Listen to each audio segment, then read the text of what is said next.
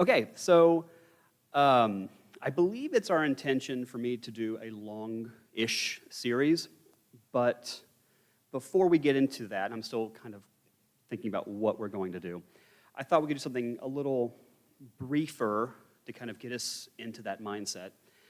And I wasn't sure how long I would have, so I planned something a little shorter, but this is going to be kind of a two-part lesson, because we can set up something and then cover the majority of it next week.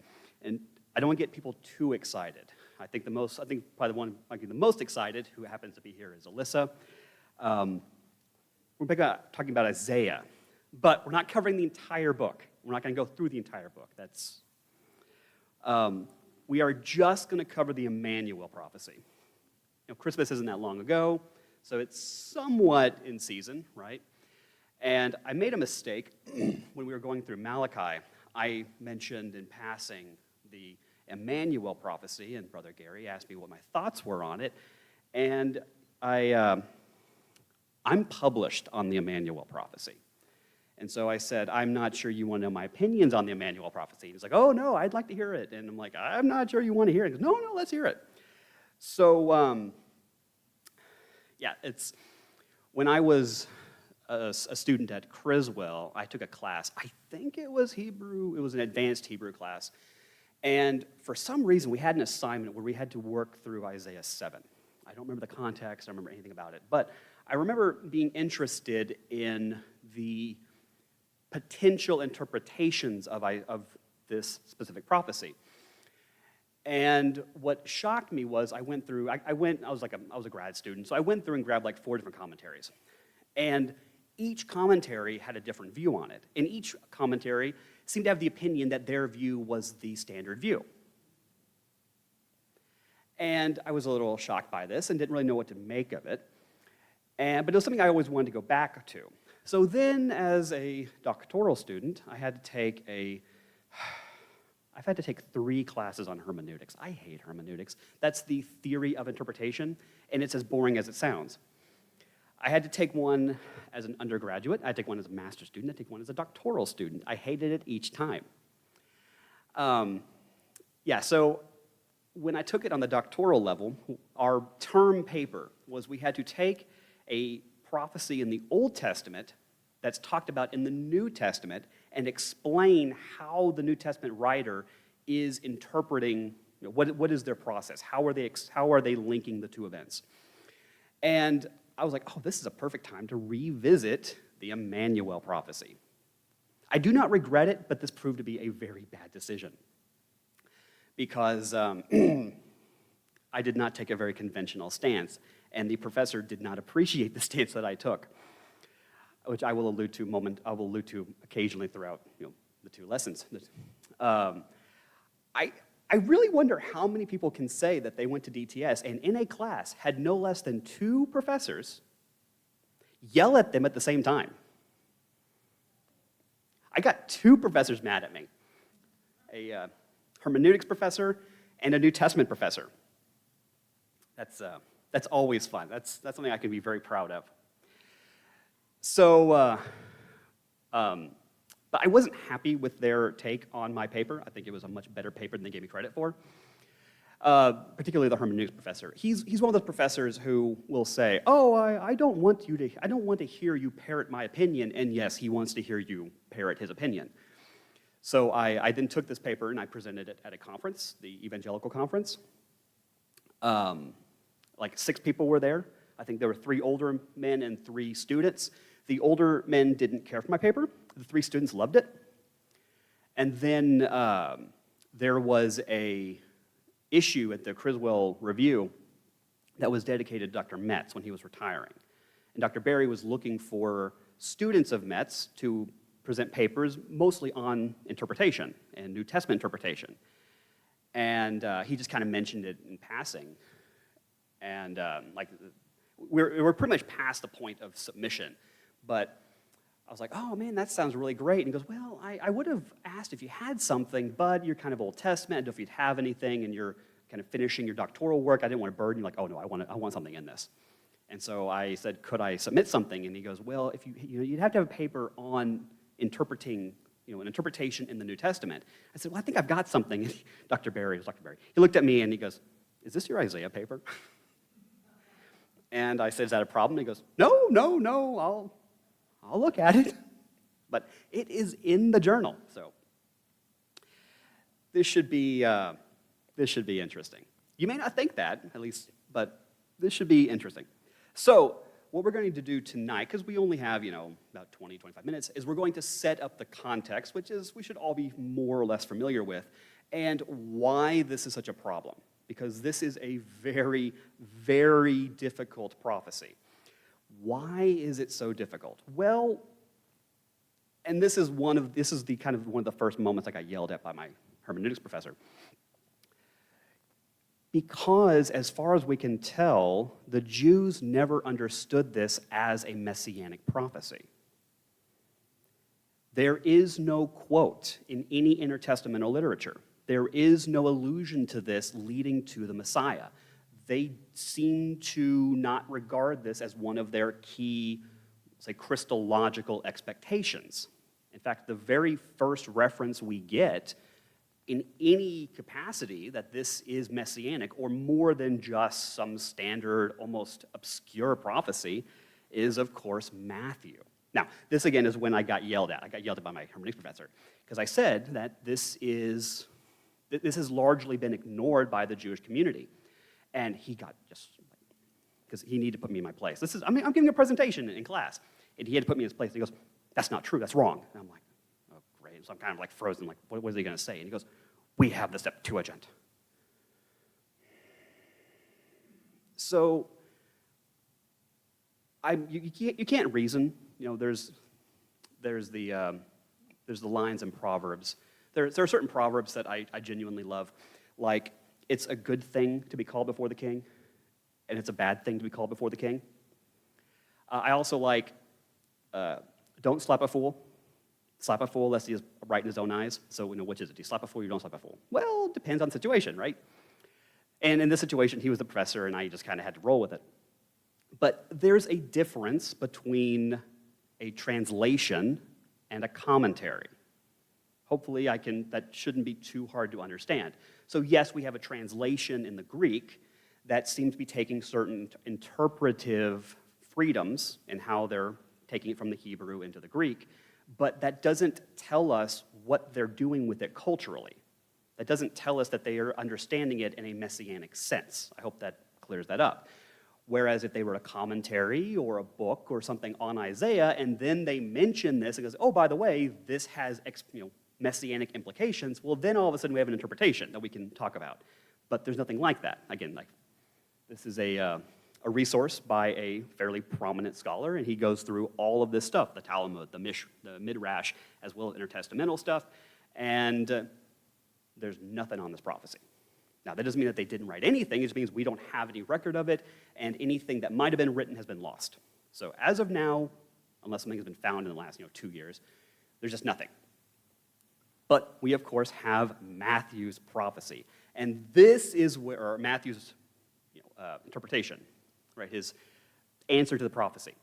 And this is where everything gets complicated. So, of course, we all know the prophecy, right? Now this took place to fulfill what was spoken by the Lord through the prophet. See, the virgin will become pregnant and give birth to a son, and they will name him Emmanuel, which is translated God with us, or God is with us. So, why is this so problematic? Well, because Matthew is giving us a very, very narrow interpretation, right? He is saying that this clearly pointed to Christ. And not only that, but he's implying that Isaiah knew it was going to point to Christ. And he, of course, is building on, or completely leaning into the virgin nature of the prophecy, that his name is Emmanuel, the significance of Emmanuel. So again, Matthew is taking what was presumably a fairly obscure prophecy that was not understood messianically and giving it a very narrow interpretation. So when we look back in Isaiah, the question is this legitimate? Can we take this fairly vague, fairly obscure prophecy and give it the answer that Matthew gives us? So we're going to go through the context, and again, we're setting up the problem. We'll finish this next week, because we're going to go through why this is such an issue. And this might be one of the hardest prophecies in the Old Testament to work through. Now, for New Testament scholars, this is easy. Oh, because Matthew gives you the answer. Okay, it's like, imagine, I didn't come up with a slide, but imagine you got this incredibly complicated mathematical formula, and the answer is 2.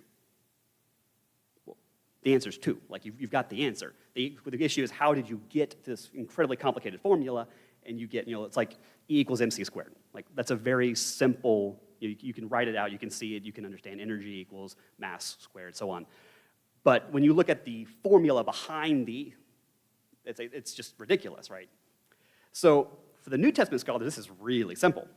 It's the Old Testament scholars that have to wrestle with this and try to figure out, how did Matthew get the answer, which is something that the New Testament scholars tend to not have to worry about.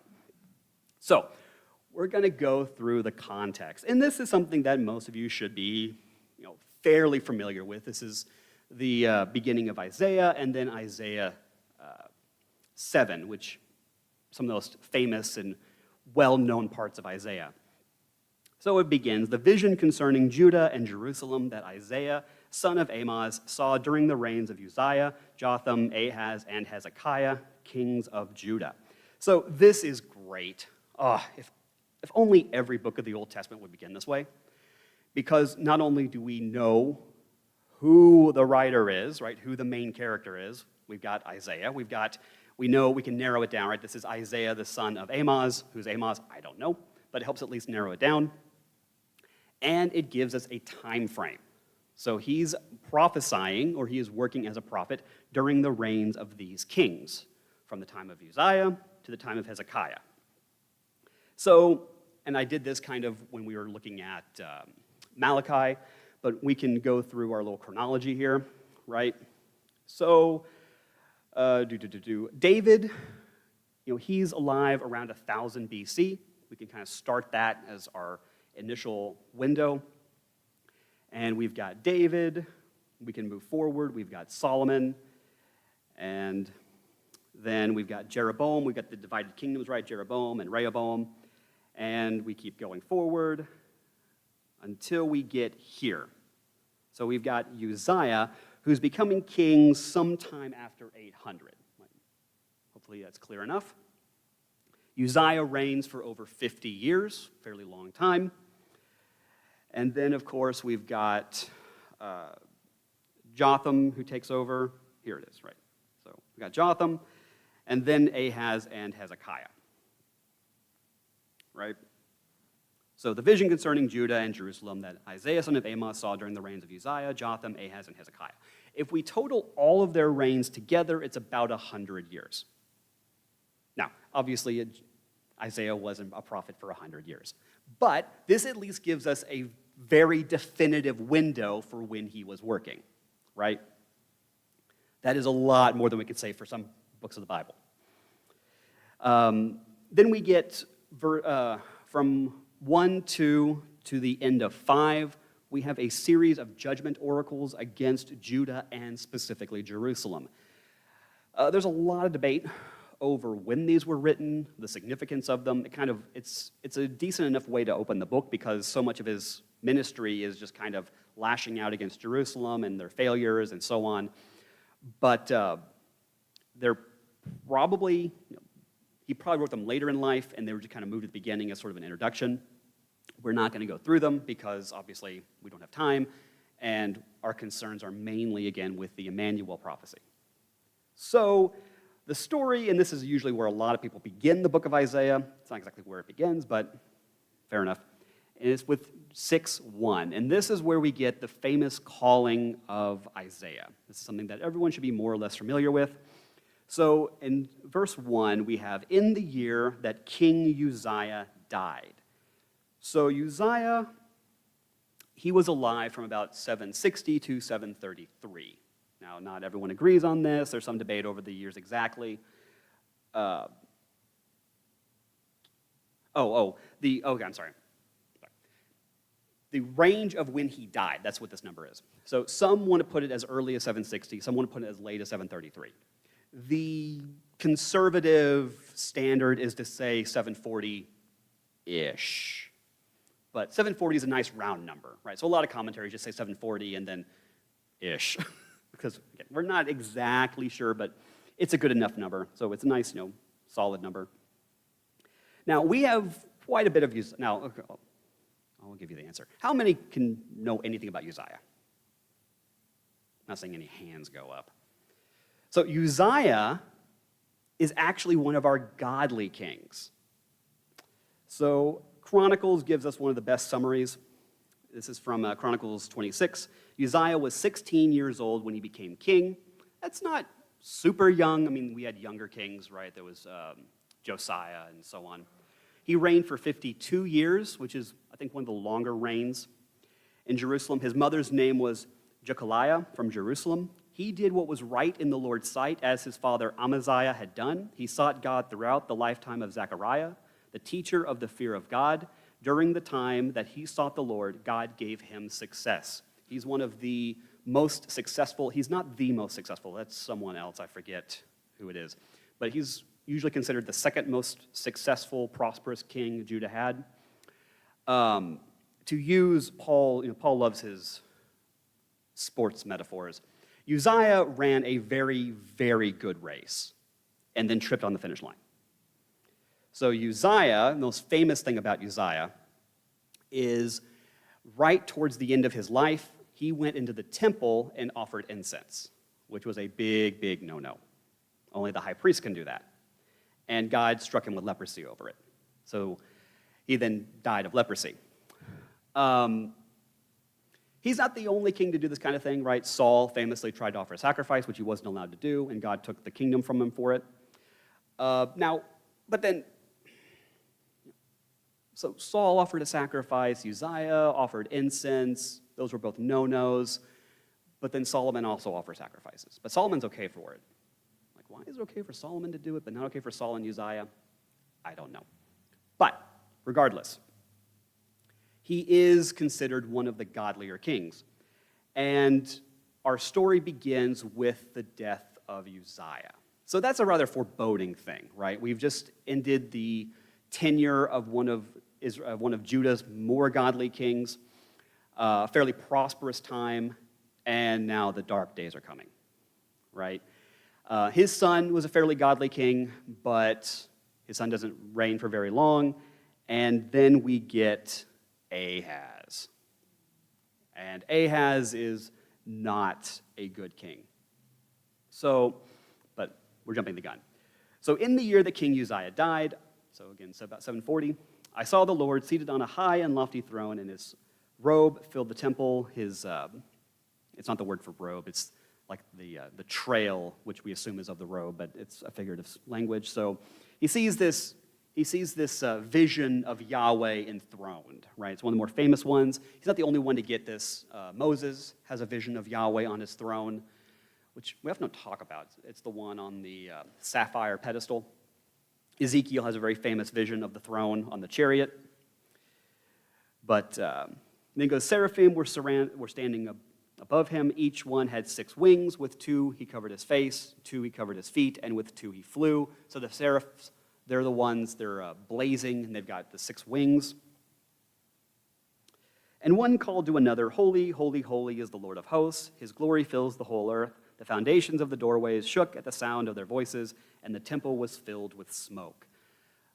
This has come up before, I believe. In Hebrew, the easiest way to show emphasis is to repeat a word. So the main example, you see this a lot in kind of first-year Hebrew when you want to emphasize the point, because it's shocking the first time you see it, and then once you see it and know what it is, it's very easy. In the garden, right, when God is giving his declarative statement, he's like, do not eat from the tree because you will die. Well, in the Hebrew, it's dying, die. It's the word dying twice. It's repeated. And again, the first time you see it, it's like really just shocking. Like, why would you repeat a word like that? Well, because it's for emphasis, right? It's to let you know it's emphatic, right? You're gonna die. Like, in case you missed it the first time, the word dying is repeated. So this is a fairly common feature. You see it, it's fairly all over the Old Testament. So if a word needs to be emphasized, the word's repeated. So here we get the three holies. So this is not just holy, and it's not just holy, it's even more emphatic. It's as emphatic as you can get. So instead of being repeated, you see it three times. And then I said, "Woe is me, for I am ruined, because I am a man of unclean lips, and live among a people of unclean lips, and because my eyes have seen the King, the Lord of hosts." Then one of the seraphim flew to me, and in his hand was a glowing coal that he had taken from the altar with tongs, and touched my mouth with it, and said, "Now that it has touched your lips, your wickedness is removed, and your sin is atoned for." Again, this is a very famous scene, right? We all should know this story. This is the calling of Isaiah, right? Then I heard the voice of the Lord saying, "Who should I send? Who will go for us?" I said, "Here I am, send me." And he replied, this is the Lord, "Go, say to these people, keep listening but do not understand, keep looking but do not perceive, dull the minds of these people, deafen their ears and blind their eyes, otherwise they might see with their eyes and hear with their ears, understand with their minds, turn back and be healed." Which has a lot of interesting implications. But we're going to keep going. Then I said, "Until when, Lord?" And he replied, "Until cities lie in ruins without inhabitants, houses are without people, the land is ruined and desolate, and the Lord drives the people far away, leaving great emptiness in the land. Though a tenth will remain in the land, it will be burned again, like the terebinth or the oak that leaves a stump when felled. The holy seed is a stump." So, right, we have a judgment declaration against not just Judah, but against Jerusalem. Jerusalem is going to be destroyed. We're getting this from Isaiah. However, we already have the introduction of the remnant. There's going to be a group that will remain, that will endure. And this is one of the, if not the most important theme of Isaiah, the promise of the remnant and the enduring of the remnant. So, we then get a time jump. So the calling of Isaiah happened in the year that Uzziah died, so let's say 740-ish. And then we jump to chapter 7, which is during the reign of Ahaz, which is about 5 years later. So what happened between those times? I don't know. We're not told. But Ahaz is a real king. We've got inscriptions of him. We've got a seal that we think might actually be his, so there's some archaeological evidence. And in verse 1, we have, "This took place during the reign of Ahaz, son of Jotham, son of Uzziah, king of Judah." So again, we went from Uzziah to Jotham, and now we've got an evil king or a wicked king on the throne. So things are not looking up for Judah. Rezin, king of Aram, along with Pekah, son of Remaliah, king of Israel, waged war against Jerusalem. But he could not succeed when it became known to the house of David that Aram had occupied Ephraim, the heart of Ahaz, and the hearts of his people trembled like trees of a forest shaken in the wind. So, Aram, for those who aren't familiar with their Israel geography, Aram is the territory to the northeast, just above Israel. And so you've got Israel in the center, Judah's down below. Ephraim, in case you can't see it, is this sort of border territory between Israel and Judah. So what's going on? Well, there's something going on in the back, right? The background is the Assyrians are coming. And the Assyrians are bad news. They are about the most vicious empire the world had seen up to this point. They destroyed, they killed, they plundered. The Babylonians were not nice, but by comparison to the Assyrians, they were pretty nice. The Assyrians are really, really terrifying. And so the Assyrians are coming. And Aram and Israel have created an alliance to stand against Assyria. And they want Judah to be a part of that alliance. But Judah doesn't want to fight Assyria because they know nothing good's going to come from it. So Israel and Aram have been putting pressure on Judah, and now they're threatening invading them if they don't help with the alliance. So Judah gets confused. So Judah is in a bad situation, and now Aram has put troops in Ephraim threatening to invade Judah. So the Lord said to Isaiah, "Go out with your son Shear-Yashub to meet Ahaz at the end of the conduit of the upper pool by the road to the fuller's field." The picture is semi-significant because Isaiah is not alone. He's got his son with him, which may be important depending on what interpretation you follow. May be important, may not be important. Say to him, "Calm down and be quiet. Don't be afraid or cowardly because of these two smoldering stubs of firebrands, the fierce anger of Rezin and Aram, and the sons of Remaliah. For Aram, along with Ephraim and the sons of Remaliah, has plotted harm against you. They say, 'Let us go up against Judah, terrorize it, and conquer it for ourselves. Then we can install Tabeel's son as king.'" Right, so if they can take out Jerusalem and put their own puppet in control, then they can force Judah to help them fight against the Assyrians, right? That's simple enough. This is what the Lord says. "It will not happen. It will not occur. The head of Aram is Damascus. The head of Damascus is Rezin. Within 65 years, Ephraim will be too shattered to be a people. The head of Ephraim is Samaria, and the head of Samaria is the son of Remaliah. If you do not stand firm in your faith, then you will not stand at all." Then the Lord spoke again to Ahaz, Ask for a sign from the Lord your God, from the depths of Sheol to the heights of heaven." So, the prophecy, right? The significance of the prophecy is that you have this alliance between Israel and Aram, and they're threatening to invade Judah. And Isaiah has told Ahaz, it's not going to work. It's not going to happen. I'm promising to you that they are not going to conquer Jerusalem. But he knows that this is a very tall order. So we have something that has never happened anywhere else in the Bible. Yahweh himself has said to Ahaz, in order to prove to you that this is going to come to pass or not come to pass, you get to declare the sign. Whatever sign you want. And when you see the sign, you will know that I'm telling the truth. Right? That's simple enough. Perhaps the closest it comes to this is in 1 Kings, when you have the promise to Solomon. So in Kings 3, this is another famous story. At Gibeon, the Lord appeared to Solomon in a dream at night. God said, "Ask, what should I give you?" This is the only time God ever gives an open-ended promise. Whatever you want. And of course, Solomon very famously says, he doesn't ask for wisdom, but he says, "Give your servant an obedient heart to judge your people and to discern between good and evil, for who is able to judge this great people of yours?" He asked for discernment, which I guess is close enough to wisdom. But these are really the only two times that God ever offers an open-ended promise. Like, whatever you want, whatever's in your heart.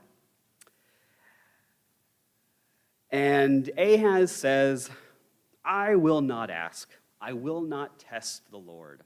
Oh boy. Now, on the surface, this may seem like a very pious answer. In fact, this is very similar to what Jesus says, right? Satan offers Jesus the world, and Jesus says, "It is written, do not test the Lord your God." So it seems like Ahaz is perhaps quoting the same place that Jesus is quoting, right? In Deuteronomy 6, it says, "Do not test the Lord your God as you tested him in Massah." So, it seems like this is the right answer. Now, just because Deuteronomy says don't test the Lord, and because Jesus does quote it, that doesn't mean that God doesn't allow himself to be tested at times. The most famous one is Gideon. I'm kind of on the fence about whether or not that was a right thing to do, but God allows it, right, in order to prove to Gideon that he's on his side and to encourage Gideon. Perhaps the better example, however, is from Malachi. If you remember, we went through Malachi a couple, not that long ago. And in Malachi 3, it says, "Test me in this way, says the Lord of hosts." And this is the only time in Scripture that he says to his people, "You may test me." And it's over tithing, which is one of the Baptist pastor's most famous, favorite verses. "See if I will not open the floodgates of heaven and pour out a blessing for you without measure." This is if you tithe, right? If you tithe, I will promise to bless you. But Ahaz here says, he gives us what appears to be a very pious answer. "I will not test the Lord." And then we get what is said by the words of my generation, one of the sickest burns in the Bible. Isaiah said, "Listen, house of David, is it not enough for you to try the patience of men? Will you also try the patience of my God?" Ah, what a great line. Isaiah, there is sarcasm in the Bible. He has a very beautiful, sardonic humor, very cutting, just gets to the quick. Not only just the line, "Will you try the patience," right? But the way he twists it, it says, "of my God." It doesn't say our God. Because by saying this, right, from the great movie, The Last Crusade, Ahaz chose poorly. This was the wrong thing to say. And the impression being that he's not asking for a sign because he just doesn't believe. There's no point in asking God. Even if God gives him a sign, what's the point? He's already accepted that this is going to happen, and because to ask God for a sign is to have hope, right? Is to have faith that this is going to come to pass. He doesn't have any. He's not a righteous king. So then Isaiah responds, "The Lord himself will give you a sign." Oh boy. And now we have one of the most, it's an incredibly difficult verse to translate. This is from the Holman. We'll go with the Holman. "The virgin will conceive, have a son, and name him Emmanuel." Every word of this prophecy is debated. Everything you can think of about this verse is debated. Forests have been leveled. Oceans of ink have been used to write about this verse. I'm being hyperbolic, of course, but it's this incredibly difficult verse, and it's heavily, heavily debated. Then we get, "By the time he learns to reject what is bad and choose what is good, he will be eating butter and honey, for before the boy knows to reject what is bad and choose what is good, the land of the two kings you dread will be abandoned. The Lord will bring on you, your people, and the house of your father, such a time as has never been since Ephraim separated from Judah. The king of Assyria is coming." So, again, I'm going to remind you that we don't have any literature from the intertestamental period on these verses. The impression being, this is the fulfillment, right? The point of the prophecy is to prove that the Israel and Aram alliance is not going to conquer Jerusalem. And it's going to happen in the time of Ahaz, which I'm not great with math, but I think happened before Matthew was alive. So, how do we explain this as the fulfillment of that prophecy? Well, the standard interpretation of the early church, and it seems to be pretty much the only interpretation accepted by the early church, is that this applied to Christ. I could have used any of a dozen examples, but we're going to go with John Chrysostom, one of the most famous preachers of the early period. "You have heard, therefore, that the Father is called Lord. Come now, and let me show you that the Son is called God. Behold, the virgin shall be with child, and shall give birth to a son, and they shall call his name Emmanuel," which means God is with us. "Did you see how both the name Lord is given to the Father, and the name God is given to the Son? In the Psalm, the sacred writer said, 'Let them know that Lord is your name.' Here Isaiah says, 'They shall call his name Emmanuel.'" So, he's very explicit. The Emmanuel prophecy is about Christ. Christ is Emmanuel, and Isaiah knew that Emmanuel was Christ. And this was the standard interpretation until, anyone want to guess? A certain pesky theologian, a German, of course, who had a nasty habit of nailing things to doors. Martin Luther, who just loved to go against Catholic tradition, right? So in one of his sermons that was written sometime between 1521 and 1522. So between the time of the 2nd century AD, right, the time of the early church fathers, until the early 1600s, that's almost a millennia and a half. The only accepted interpretation was that this is all Christological. This is all pointing to Christ. And then we get Martin Luther, who just loves to throw grenades at everything. Prophecies like Isaiah 7:14, this whole sermon I think is on Isaiah 7:14, would not be understood as about Christ if the gospel did not indicate them and point out Christ in them. So he flat out says, Christ isn't in the prophecy. So here we got Martin Luther, the father of the Reformation, saying, the early church interpreters were wrong. Okay. You can be uncomfortable, that's fine. I'm just saying this is what Martin Luther said. Like, you can hate Martin Luther all you want. I don't care. I'm not a Lutheran. But we are products of the Reformation, whether you like it or not. I mean, you are Protestants, right? I don't think anyone here is a Catholic. I don't know, are you Catholic? So, it's funny because as soon as Luther does his sermon, the Protestant interpretation just swings 180 degrees. All the Protestants kind of jump ship on the Christological interpretation. So what happens then, sort of the standard explanation is, well, what we've got is two prophecies. That answers everything. And again, we're slightly over time because this is where we're stopping. Because I got to leave you hanging on something, right? So we've got two prophecies. Well, I mean, and this is kind of where we're going, so spoilers. Where does Isaiah say that? Yeah, I got someone shaking their head like, what hint do we get that there are two prophecies here? But this is just kind of been the default, it's kind of the default evangelical interpretation. Obviously there are two prophecies. There's a future prophecy that Matthew's picking up on, which Matthew never actually says or hints at that that's the case. Matthew seems to be very sure that the whole thing's about Christ.